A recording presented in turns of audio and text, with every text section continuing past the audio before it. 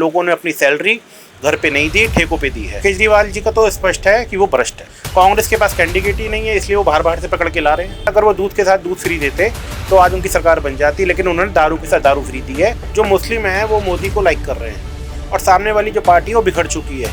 उन्होंने उसका नाम दिया है इंडिया। केजरीवाल सरकार जो है वो बीच में अड़चन पैदा कर देती है, इसलिए फ्लाईओवर दिल्ली में बन नहीं पा रहे हैं। आप केजरीवाल जी को देखिए, पंजाब में वो गठबंधन अलाउड नहीं कर रहे। शीला दीक्षित की सरकार में फ्लाईओवर्स बने थे, उसके बाद पागलों वाली नीतियाँ हैं। इसमें कुछ मुस्लिम समझ चुके हैं कि हमें मोदी को जिताना है और आगे बढ़ाना है देश को। वो अपनी मेहनत से आगे आई हैं, अपनी माताजी का नाम लेके आगे नहीं आई। केजरीवाल सरकार ने झूठा अपना हॉस्पिटल, झूठे फ्लाईओवर्स, इन सबके बिल पास कराती रही और वहाँ कुछ नहीं मिला। महिलाएं बड़ी पीड़ित हुई हैं, बच्चों की फीस नहीं भरी गई क्योंकि वो पैसा दारू में चला गया, क्योंकि वो एक के साथ एक फ्री मिल रही थी। जय हिंद दोस्तों, क्या हाल चाल। दोस्तों, इलेक्शन चाणक्य की चुनाव यात्रा कन्याकुमारी से कश्मीर इस वक्त आ पहुंची है दिल्ली में। दोस्तों, इस वक्त हम मौजूद हैं दिल्ली के चांदनी चौक लोकसभा सीट में। दोस्तों, चांदनी चौक लोकसभा सीट जिसे व्यापारियों का गढ़ भी माना जाता है, क्योंकि यहाँ पर काफ़ी मात्रा में व्यापारी मतदाता है। इस बार यहाँ की जनता के क्या मुद्दे हैं और इस बार यहाँ की जनता किसे अपना नेता चुनेगी, तो चलिए चलते हैं, करते हैं यहाँ की जनता से बात इलेक्शन चाणक्य के साथ। सर नमस्ते, सबसे पहले तो मैं आपका नाम जानना चाहूँगा। मेरा नाम है विनीत गुप्ता। विनीत गुप्ता जी। गुप्ता जी, इस बार चांदनी चौक लोकसभा में एक अलग रोमांचक मुकाबला देखने को मिल रहा है, चुनाव की जंग देखने को मिल रही है। ऐसे में व्यापारी वर्सेस व्यापारी ये मुकाबला यहाँ पे देखने को मिल रहा है। बीजेपी और जो प्रतिद्वंदी पार्टी है उनकी तरफ से भी व्यापारी को ही चुनाव के मैदान में उतारा गया है।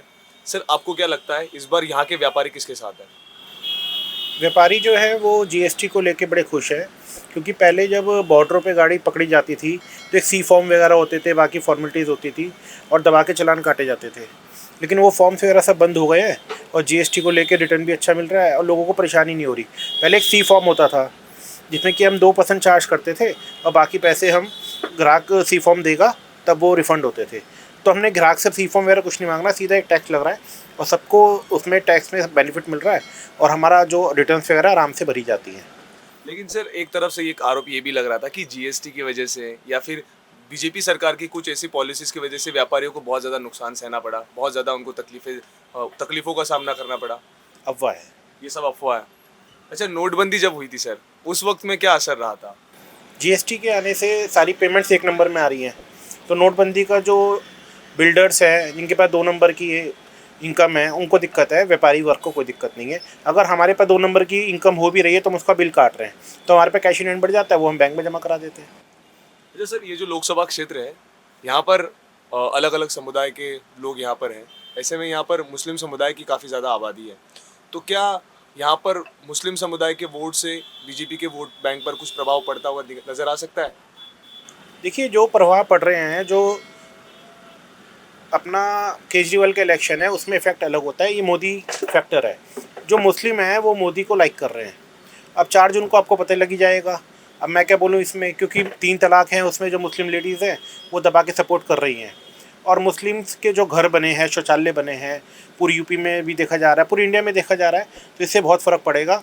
और सामने वाली जो पार्टी है वो बिखर चुकी है। उन्होंने उसका नाम दिया है इंडिया, भारत भी नहीं दिया, इंडिया नाम दिया है। जो गठबंधन है वो बिखर चुका है, आपस में लड़ रहे हैं, आपस में टूट रहे हैं।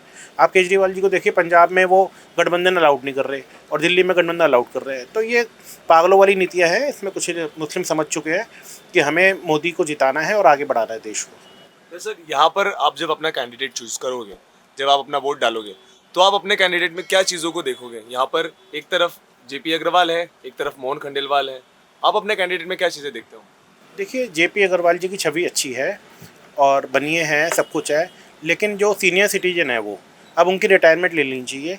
मेरे हिसाब से उनको अपने बेटे को लड़वाना चाहिए था, लेकिन ये परिवारवाद जो है ये चलता रहेगा।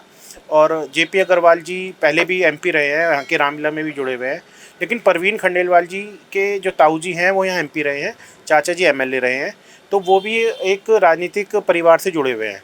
और व्यापारी में परवीन खंडेलवाल जी का बहुत बढ़िया नाम है, पहले वो एमएलए भी लड़े चांदनी चौक से, तो वो भी टच में है। लेकिन परवीन खंडेलवाल जी कार्यकर्ताओं से टच में रहे हैं और जयप्रकाश अग्रवाल जी कांग्रेस से लड़ रहे हैं और कांग्रेस को पब्लिक ने नकारात्मक रूप से देख रही है।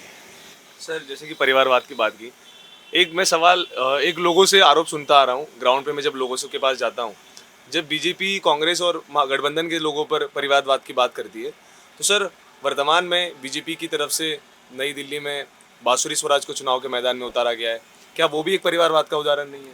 नहीं, परिवारवाद का मतलब ये होता है कि एक ही सीट पे राहुल गांधी जी जमे रहे, उनकी बहन जमी रही, जो उनकी बेटी है सुषमा स्वराज जी की, उसके बीच का गैप देखिए आप। ये नहीं कि सुषमा स्वराज जी रिटायर हुई उसके बाद बांसुरी स्वराज जी ने वो जिम्मा संभाल लिया, ऐसा नहीं है। उसके बीच में मीनाक्षी लेखी जी रहीं और भी जने लड़े, तो वो अपनी मेहनत से आगे आई हैं, अपनी माताजी का नाम लेके आगे नहीं आई हैं। सर, इस बार चांदनी चौक में ऐसे क्या मुद्दे आपको नजर आते हैं कि जिन पर काम होना चाहिए? आप अगर वोट डालते हो गवर्नमेंट को, तो गवर्नमेंट से आप किन चीज़ों की अपेक्षा रखते हो? एक तो यहाँ पे महिलाओं के लिए शौचालय बनने चाहिए और फ्लाईओवर्स बनने चाहिए, लेकिन केजरीवाल सरकार जो है वो बीच में अड़चन पैदा कर देती है, इसलिए फ्लाईओवर दिल्ली में बन नहीं पा रहे हैं। शीला दीक्षित की सरकार में फ्लाईओवर्स बने थे, उसके बाद केजरीवाल सरकार ने झूठा अपना हॉस्पिटल, झूठे फ्लाईओवर्स, इन सब के बिल पास कराती रही और वहाँ कुछ नहीं मिला। तो घोटालों की सरकार है, घोटालों में अब पब्लिक जो है परिवर्तन चाह रही है। मेरे को लग रहा है कि जब दिल्ली की सरकार बनेगी 6 महीने बाद, तो उसमें भी भाजपा आएगी।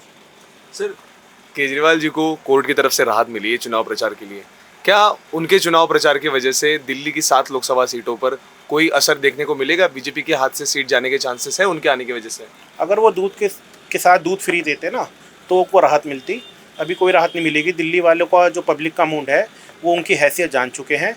उनकी हैसियत ये है कि वो जमानत लेकर आए हैं सिर्फ प्रचार के लिए, एक साइन नहीं कर सकते, ना ही वो अपने ऑफिस में घुस सकते हैं।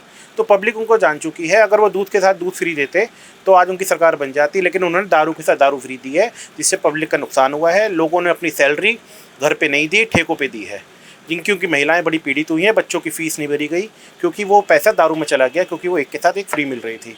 तो केजरीवाल जी का तो स्पष्ट है कि वो भ्रष्ट है। अच्छा सर, मैं एक सवाल और पूछना चाहूँगा, आखिरी सवाल, वो ये कि दिल्ली की 7 लोकसभा जो है कहीं ना कहीं एक दूसरे से जुड़ी हुई है। ये एक ऐसा शहर है जहाँ पर सब कॉन्स्टिट्यूंसी आसपास ही है।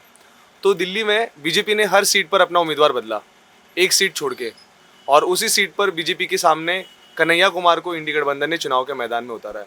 आप इस चीज़ को कैसे देखते हो सर? वो तो लवली जी ने, जो कांग्रेस के अध्यक्ष थे, उन्होंने बता ही दिया कि वो बाहरी नेता है और कांग्रेस के पास कैंडिडेट ही नहीं है, इसलिए वो बाहर से पकड़ के ला रहे हैं। तो ये तो स्पष्ट है कि कांग्रेस के पास कैंडिडेट्स नहीं है, और जो थे कांग्रेस उन्हें टिकट नहीं देगी।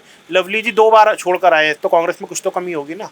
प्रदेश अध्यक्ष जब इस्तीफा देकर आ रहा है, तो कांग्रेस के अंदर ये तो उनकी कमियां हैं, और वो पब्लिक के आगे उजागर हो चुकी है। धन्यवाद सर। तो इस बार किसकी सरकार बनने जा रही है देश में? अब की बार 400 पार। 400 बार कंफर्म है जी। बढ़िया सर, धन्यवाद।